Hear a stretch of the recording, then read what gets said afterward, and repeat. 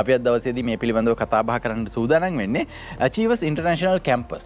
මේ ආයතනයේ වෘත්තීයමය භාවය ඔබට හොඳින් දෙන්නට ඔවුන් සියලු කටයුතු සංවිධානය කරලා තියෙනවා. අපි ඒ ගැන කතා කරන්න අද මැදිරියට ආරාධනා කරා ආචාර්ය අමාන්දි කුලසිංහ මහත්මියට. එතුමිය සමූහ කළමනාකාර අධ්‍යක්ෂයා Achievers International Campus. අයබෝන්. සුබදැසන. අයබෝන්. හොඳයි.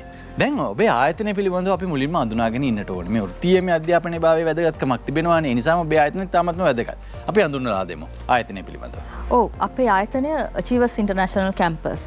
අපි දශක 4කට වඩා ලංකාවේ උසස් අධ්‍යාපන ක්ෂේත්‍රයේ ඉහළ පුරෝගාමී ආයතනයක් විදිහට රැඳී හිටිනවා.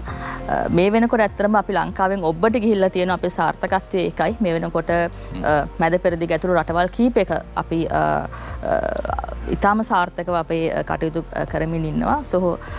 ලංකාවේ සහ ලෝකයේ පුරා ළමයින් විශාල ප්‍රමාණයක් අපිත් එක්ක සම්බන්ධ වෙනවා අපේ පාඨමාලා හදාරන්න.